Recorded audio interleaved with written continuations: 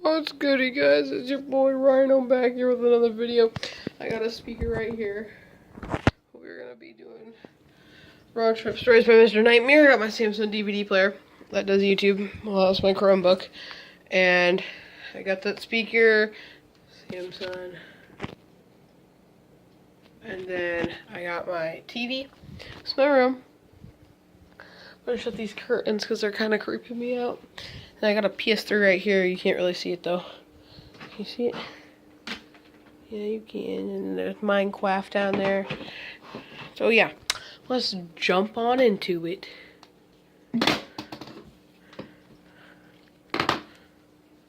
Okay. There's gonna be a reaction like on my face and stuff.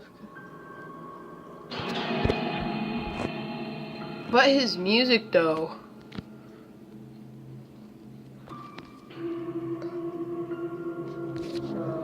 It was early June 2017.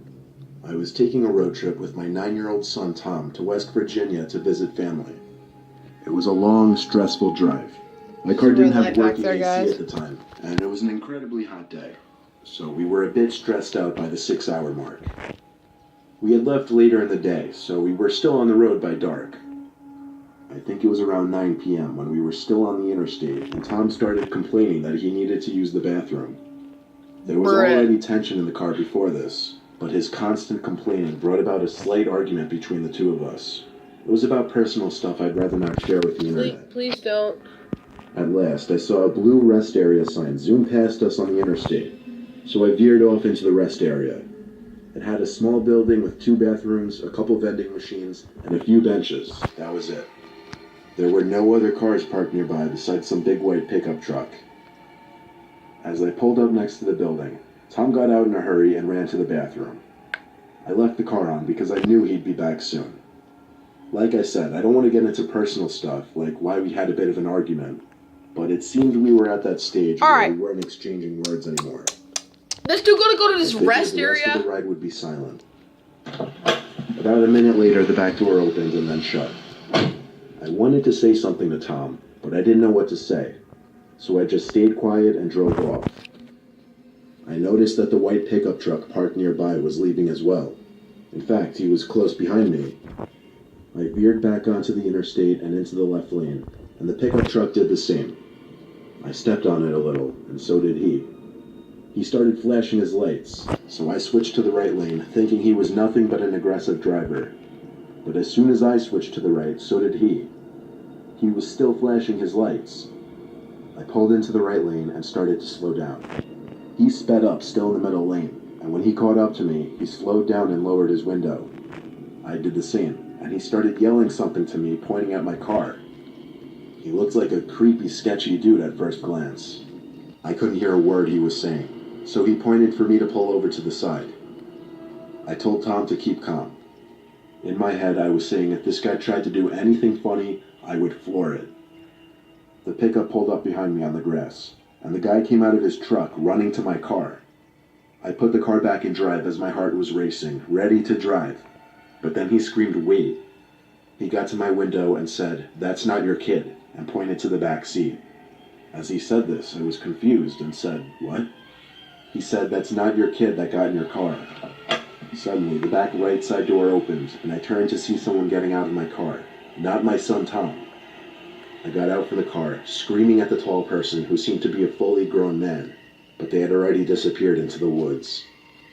I looked at the driver of the pickup and thanked him as I suddenly panicked, thinking about what could have happened to Tom.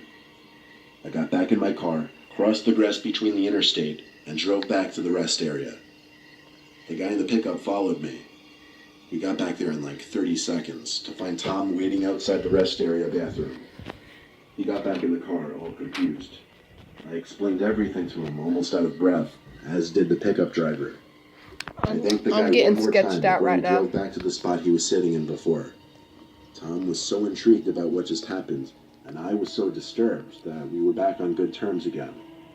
We chatted the whole rest of the way, and told family about it as soon as we arrived. I never even got to see what the person who got in my car looked like.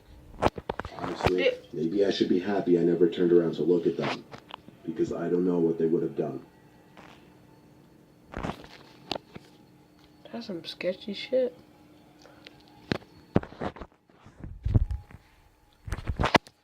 That's one that creeped me My out. girlfriend and I took a road trip to California recently. The way there was completely normal. We left home early in the morning and got to the hotel by night. Hopefully y'all can hear it. I'm turning it On our down way more. back home, however, we left midday, and the majority of our ride was in the dark. The drive was about 10 hours each way, not including stops for food. We made 2 food stops, the first after about 3 hours of driving, then one more much later and deeper into the night. We got off the freeway at like 12:30 at night and went to the nearest Wendy's for food. Yo. We got right back on the freeway after that. I Yo. ate while I drove, which my girlfriend wasn't Okay, too fond of, but I just wanted to get home sooner rather than later. Pause. Shortly after getting back on the freeway, it started. Y'all gonna be saying, this dude go to Wendy's at like freaking 12 o'clock at night where he can get freaking robbed and murdered. Like, come on, bro. I'm pretty sure you don't want to get tatted on Mr. Nightmare. Scary true. I'm just saying, I wouldn't want to be. I wouldn't. But you know, there's Michael Wazzy down there. What he doing? Big trucks, guys. Okay, let's resume. But I'm just saying, you don't want to get freaking. My girlfriend forced me to pull over now. She didn't want me eating and driving in poor conditions. As I pulled to the side, it actually started to downpour. I finished up eating my food, and then we heard a bang sound at the window. At first, I chalked it up to noises from the storm, but when I looked to my left out the window to see a figure blocking 90% of the window, along with a shriek of my girlfriend's, I nearly had a heart attack. I didn't want to roll down the window given how hard it was pouring, but over the sound of the torrential rain pounding on the car, I couldn't hear what the person was saying. I opened the door a crack and yelled out to the person, who turned out to be a woman. She was soaked already and looked disheveled and scared. She asked for a ride, and what was I going to do? Tell her no in these conditions? I told her to get in the back seat. My girlfriend gave me a look. I don't know what kind of look exactly, but it looks kind of like a why the hell did you let her in kind of look. I asked the woman where she was heading. She didn't answer. I caught my girlfriend giving me a look again because of this. I ignored her and turned around to look at the woman in the back seat, assuming she didn't hear me. But as creepy as it was, she was actually looking right at me with a cold, unfriendly face. I'd say it was a neutral, blank face, but something about it was just off-putting. I repeated my question, and she just shrugged her shoulders and laughed. I looked at my girlfriend, who was once again looking at me. I said out loud that I'd be dropping the woman off at the next town we crossed. I guess I was announcing that to both my girlfriend and the woman. As we got back onto the barren highway, there was a sudden ear-piercing screaming sound coming from right behind me, and the woman sitting behind me suddenly wrapped her arms around my throat. I slammed on the brakes as I was struggling to breathe, almost sliding into the divider. My girlfriend, quote, slashed at the woman's face with her long nails. The screaming turned from a deranged, angry kind of screaming to screams of pain and agony. I got out of the car as she had her hands pressed up against her face in agony. I then opened the back door, grabbed the woman with both hands, and literally threw her out of the car into the rain. She started begging, please, please, over and over as I looked down at her. But that's all she said. She cried as she kept saying the word, please. I ignored her and got back into my car and locked it. As I put the car in drive, there were bangs at the window as the woman started screaming again. Her screams once again sounded like the screams of a deranged mental asylum patient.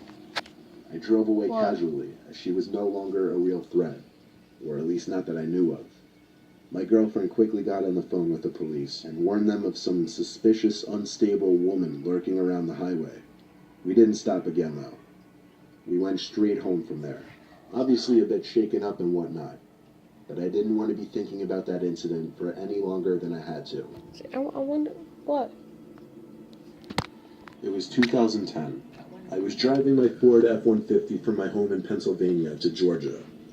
I had family in the countryside of Georgia who I'd be spending the week with. It was going to be a drive of around 14 hours, and I planned on doing it all in one day. I got on the road at 10 a.m. I stopped once for lunch at some deli, And then 4 hours later, I stopped at a rest area to eat the turkey sandwiches I packed in the cooler. After that, I didn't intend on making any other stops, besides for gas one more time, of course. At about 11:30 p.m., I had just filled up the tank one more time, and now I had an ETA of about 12:30. I was admittedly getting very tired now. I didn't think to get coffee at the gas station for some reason. The route the GPS was taking me down from the gas station seemed a little odd. I wasn't on the highway anymore. It was just taking me down some country-ass side roads. My truck is high up, so I got a good view of everything, and I also had a light bar installed, which really helped in lighting up these pitch-black roads. I was so tired, and I knew I shouldn't have been driving anymore, but I was so close to my cousin's house that I had to keep going. I came to a stop sign and made a left turn off some quiet road onto an even quieter road. The speed limit on this road was 45 though, which was good. This road was empty of any kinds of buildings or houses. It was just woodland on either side. I was going like 55 to 60 miles per hour, blazing down this road since it really seemed like no other cars would be on this type of road at this hour. Then suddenly I saw like 4 shiny objects coming up fast in the road ahead of me. I slammed on the brakes, and as I got closer, I figured out what they were. They were traffic drums, like those big cylinder traffic cones.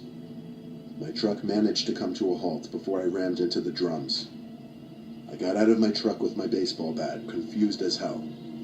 I went over to the traffic drums and realized there was something else behind the traffic drums. It was a spike trap, like the kind police use. I didn't know what to think. Was there some kind of police activity going on? Or did somebody set this up as a trap? I cautiously looked all around me as I inched back to my truck. Then I heard someone scream help. It came from the woods on the left side of the road. There was no way I was about to go into those woods. The most I was willing to do was call out what's wrong. No answer. I walked to the edge of the road and looked into the forest. The only reason I could see anything was because of the lights from my truck. In the corner of my eye, I spotted him.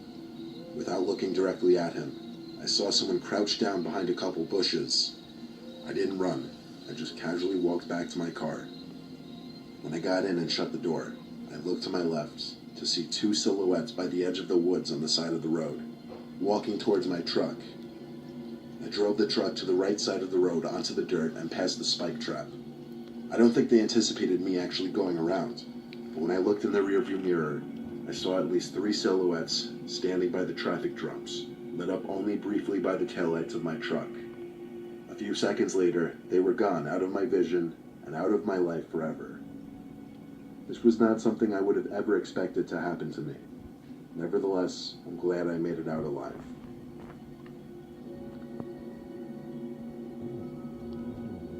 Well, y'all, I'm actually kind of happy that I made it through that video. I almost shit my pants, but this dude's gonna be like, yeah, we got time for one more. Even though it's 9:59, we about to do some caught red-handed. Well, maybe not, I don't know. But yeah, y'all.